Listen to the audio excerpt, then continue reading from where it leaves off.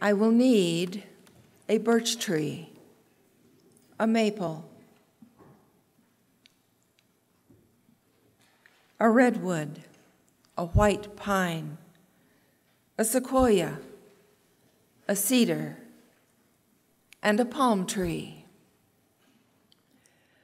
I want soil from Nigeria, Palestine, the Himalayas, Mississippi, Auschwitz, Newtown, Alcatraz. I want water from the Ganges River, Glacier Bay, the Sea of Galilee, the Tigris and Euphrates, the Pacific and the Atlantic, the River Jordan, the Dead Sea, Lake Bonaparte.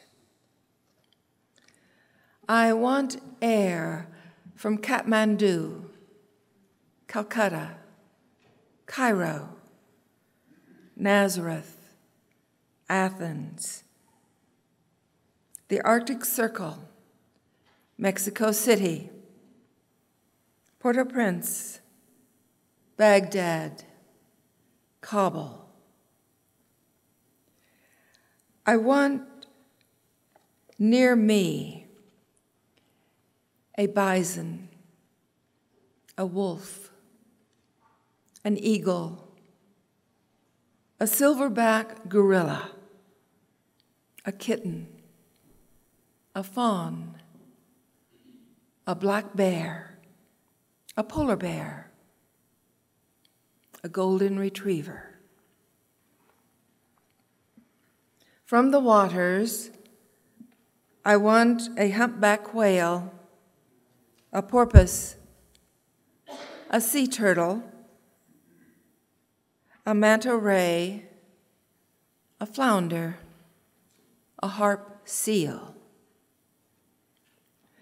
From the heavens, I want a comet, a rainbow, a blue moon, a lightning bolt, a summer storm, a winter night, a mauve and golden sunrise.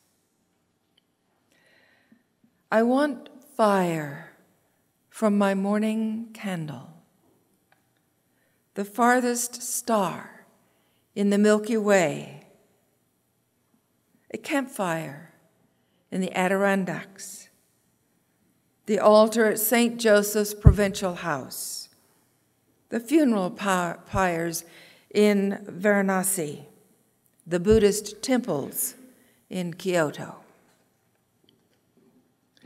I want a vestment made of materials from Gujarat, India, Lhasa, Tibet, Cape Town, South Africa, St. John's, Newfoundland, Oslo, Norway, Northern Ireland, Central Australia, Eastern Germany, and South Central Los Angeles.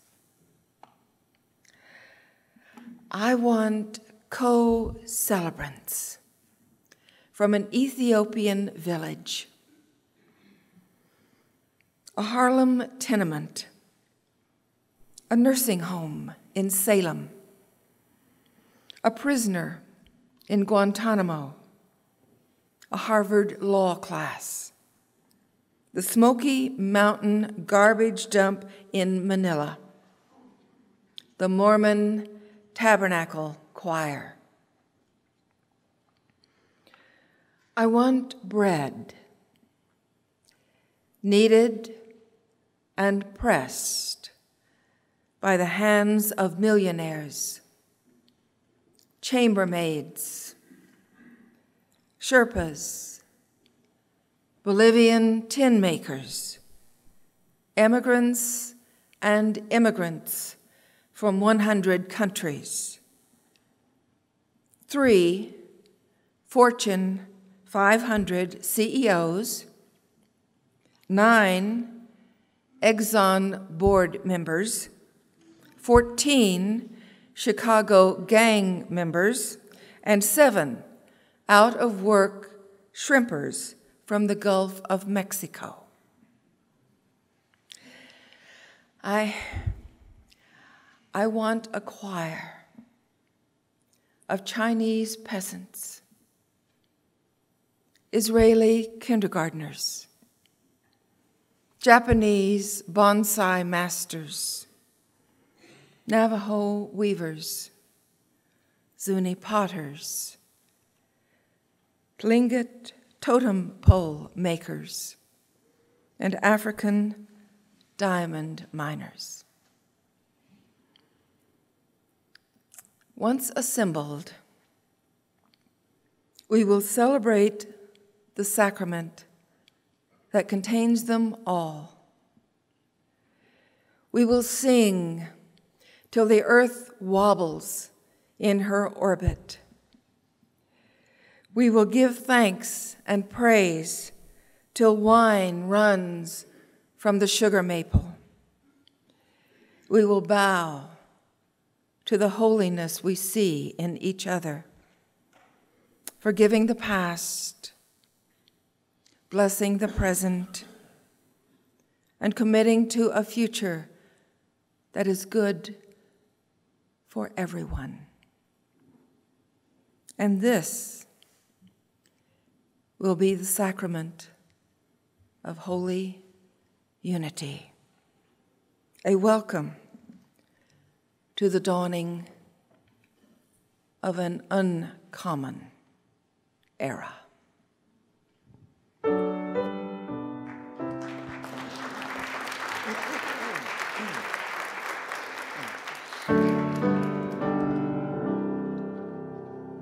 We come together to birth a new earth. Behold, behold, I saw a new heaven and a new earth. And in this moment, we come together in that vision of the new church, made of light, not of stone. A new gathering of people from all around the world who come together in the awareness of holy unity, holy unity.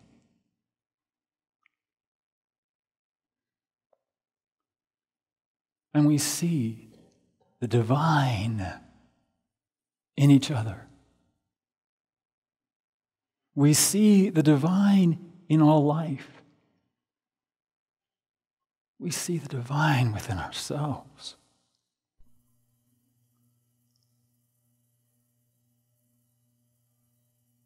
And in that awareness,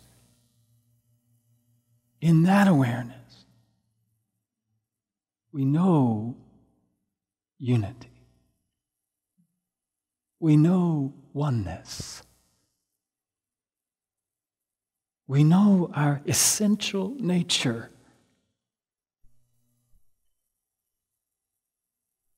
And in that awareness,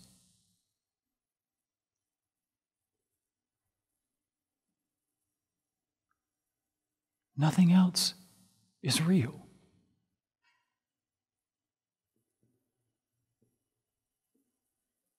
We surrender to the ultimate reality of our being.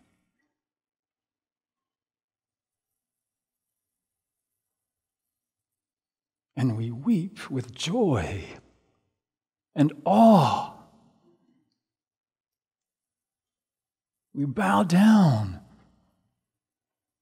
and worship of the God of our being, the God of all creation, the one life.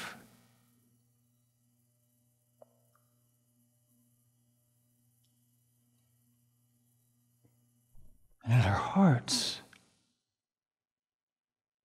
we worship We praise. We give thanks for the knowing, for the realization of engaging in this sacrament of holy unity.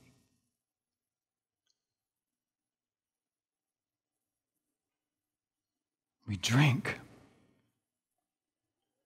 We drink from the wine of the Spirit of life. And we partake of the substance of God that is moving in all creation. And we breathe deeply into that.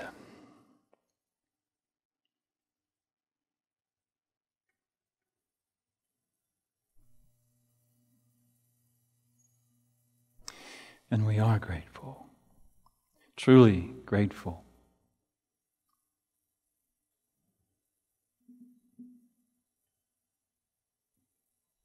We stand in wondrous awe of the mystery and the majesty of life itself. And take a deep breath.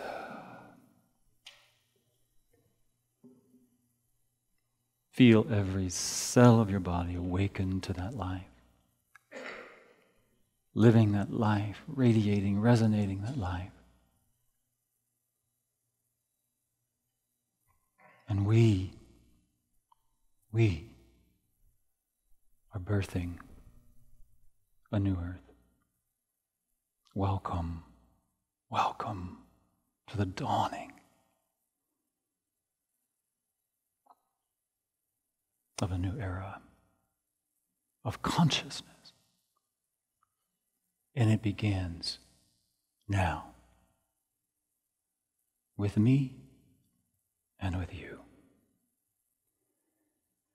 And so it is.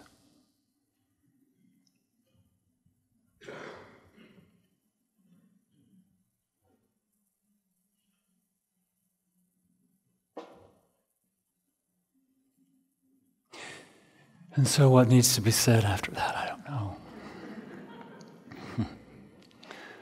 I don't know.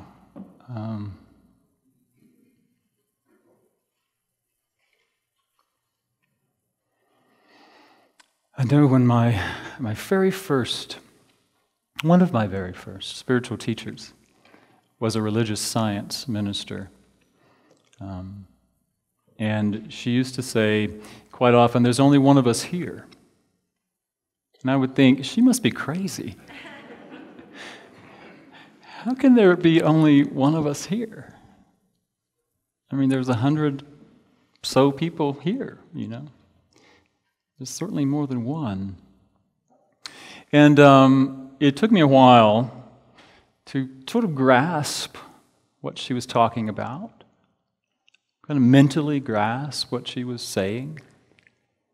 And I think I'm still in the process of really understanding oneness, what it means to be one, that there's only one life.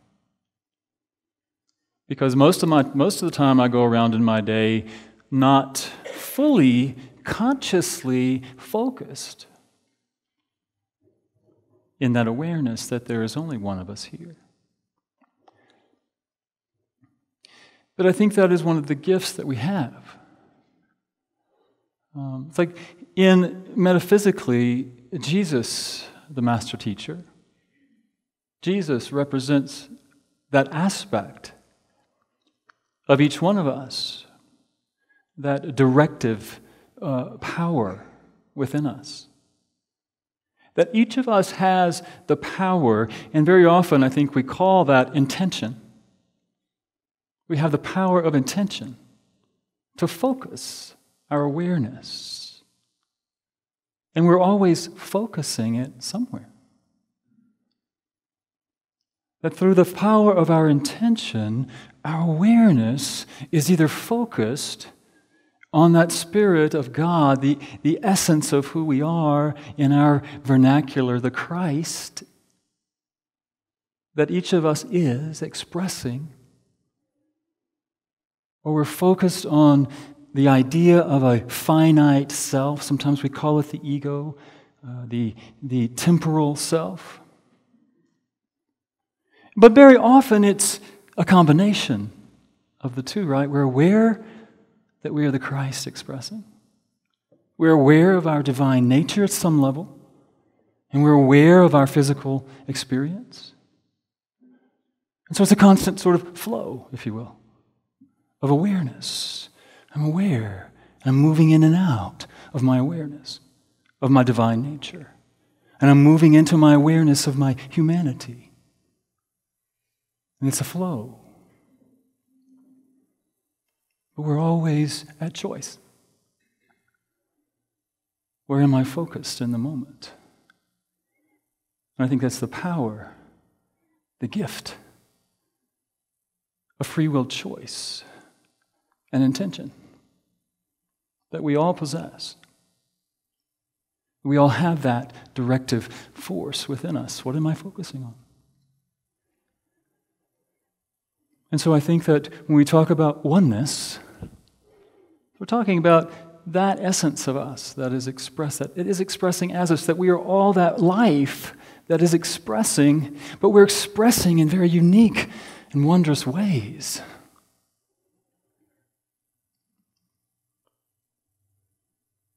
And so how do we do that? I think a lot of times when we're focused in our personality self, our identity, our personal identity, our ego identified self, that very often we create separation for ourselves. We identify as, I'm a Christian and you're a Muslim. I'm a Jew and you are a Buddhist. And that creates some separation for us because we interact from that place. And when we settle into the awareness that we really are the same,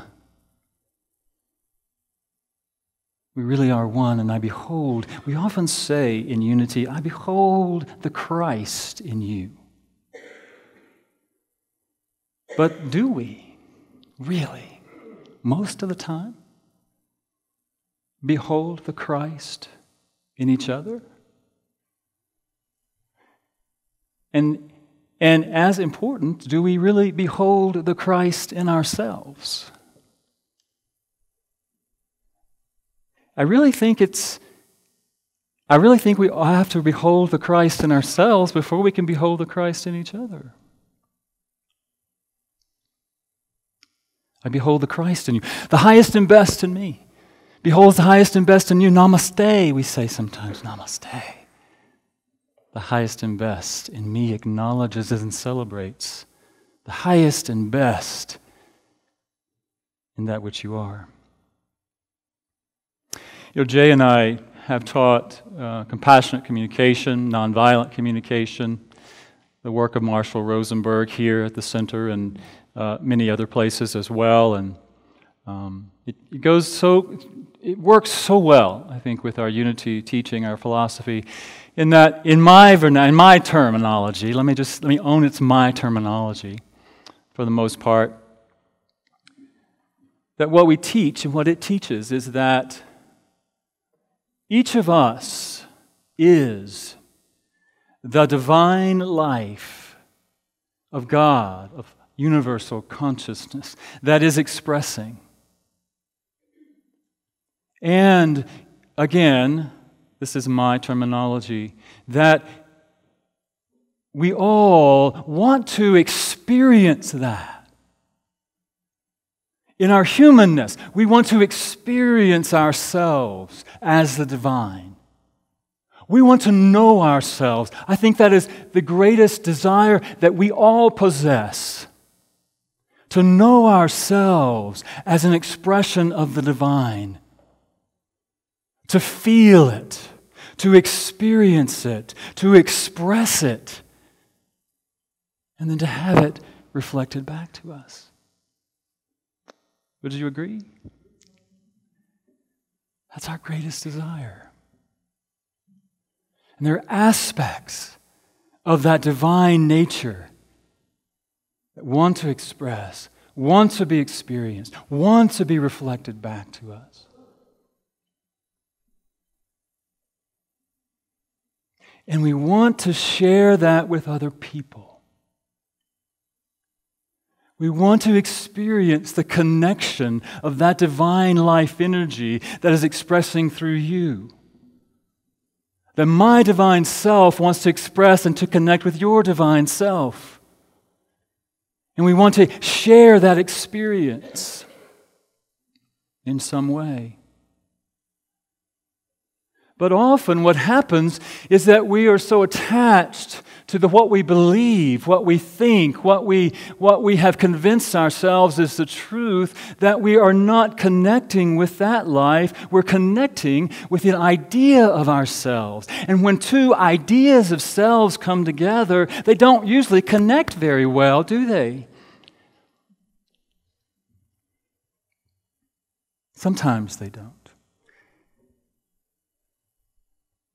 And I think that's because we've been trained to do it differently. That we've been trained not to connect with ourselves and what's going on with us, what we're feeling, what we're experiencing. That we have been not trained in a way to connect with that divine life energy that wants to express through us. And we don't often take the time to do it either. In his book, Living Originally, Robert Brummett offers 10 practices to get connected and to live from your divine nature, your original nature. And the first one is radical self-awareness. Radical self-awareness.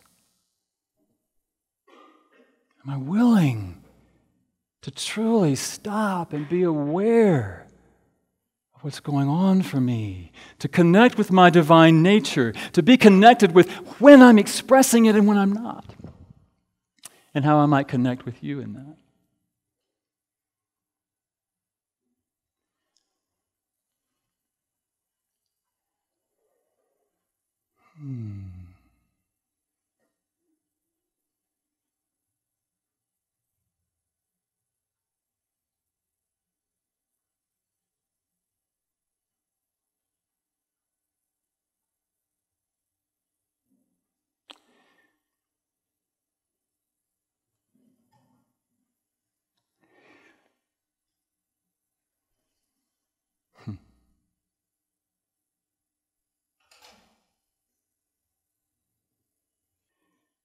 And what I'm recognizing in the moment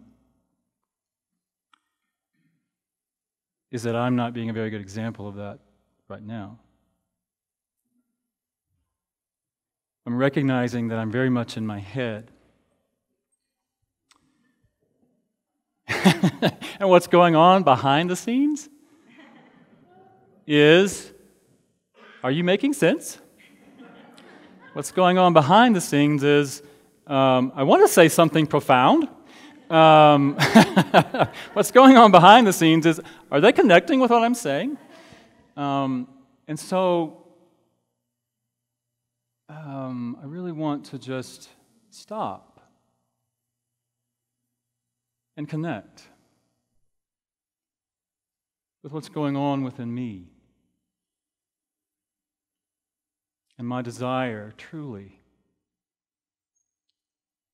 to connect with you and what's going on in you. What's alive in you?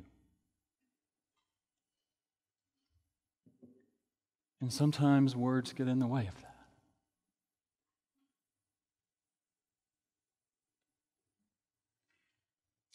So can we really just connect with what's in our hearts? What's alive? What is that divine life within me, longing to express in the moment? What is that divine life within you, longing to express in the moment? And can we come together in shared experience of God? Divine life being expressed and connected, experienced, without letting my idea of what you think of me get in the way. Without allowing my idea of what I think of you getting in the way.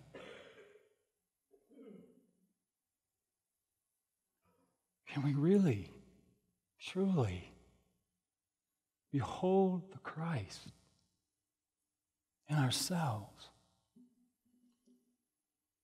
And with the highest and best intention, behold the Christ in each other. And in that is the experience of our oneness.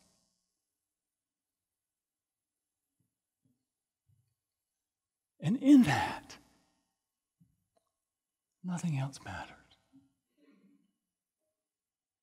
Because in that, nothing else is real.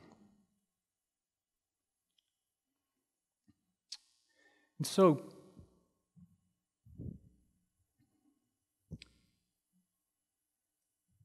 it is often our beliefs, what's in our heads, what's in our minds, that we allow to separate us. Our religious traditions, our practices. And so,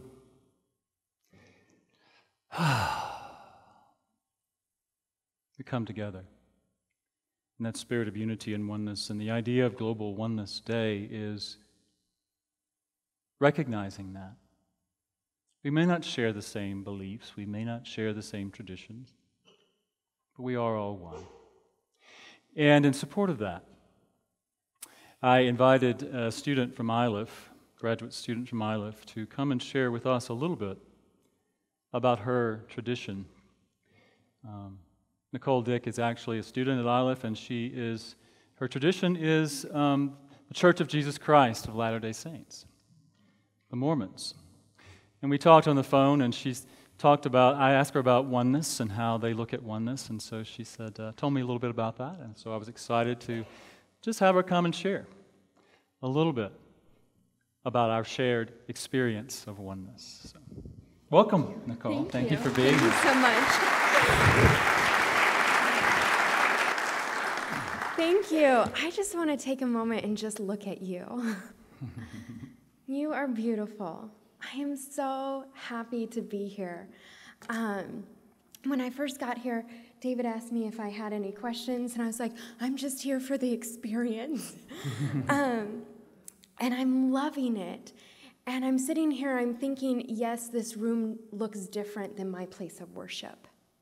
The words that are being spoken, the music that's being played, it's all different. But you know what? The thing is that's the same. It's the feeling. It's the feeling. It is the same. And it's an incredible feeling. As Latter-day Saints, we always are striving to become a Zion people, a people pure in heart, knit in unity, one with the Father.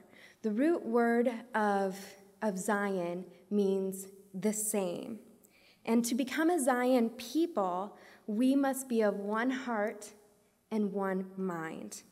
We are taught that we must begin by first becoming one within ourselves. We are dual beings of flesh and spirit. And sometimes, I don't know about you, but that can feel out of harmony or in conflict, my spiritual being and my physical being.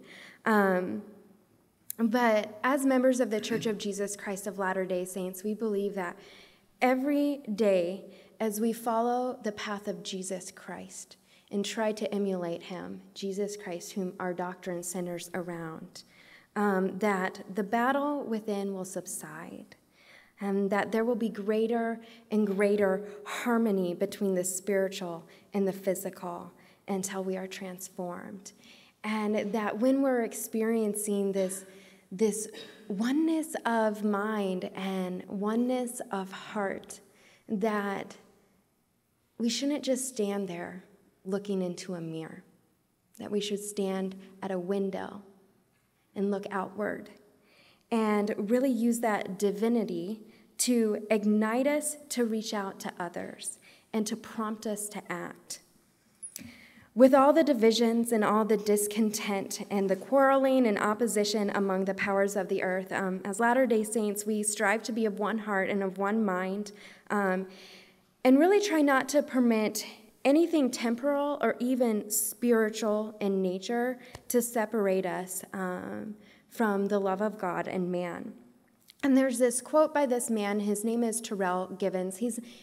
He's not of anybody in leadership within my church. He's just somebody that I seem to really connect with. He's the author of a few books, The God Who Weeps and The Crucible of Doubt. And he has said this. He says, "The divine nature of man and the divine nature of God are shown to be the same. They are rooted in the will to love at the price of pain, but in the certainty of joy." And I love this because we really are one. We're one in life, with each other, with God. We share the same nature. And global oneness, I think my understanding is that we can really let this breathe hope into the divinity and the oneness within us.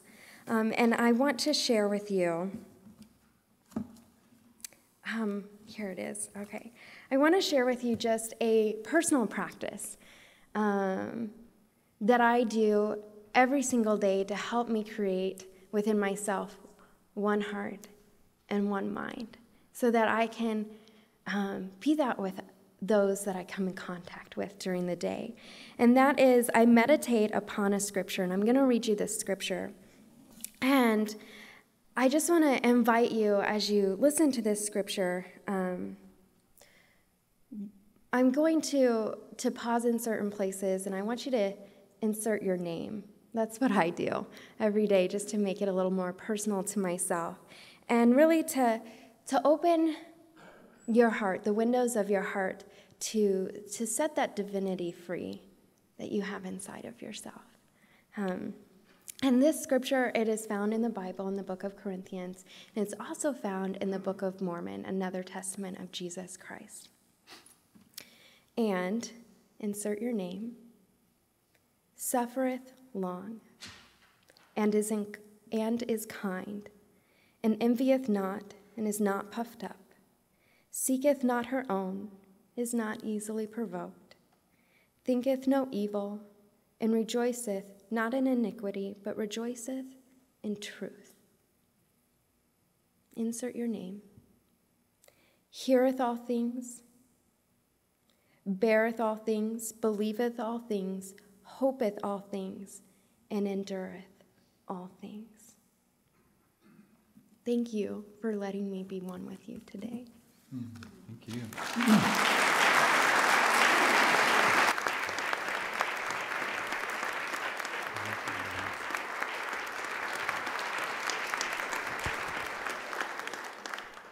Thank you, Nicole, for being here today. I'm going to share one quote with you. This is from the late brother Wayne Teasdale in his book, The Mystic Heart. He says, "Humanity stands at a crossroads between horror and hope.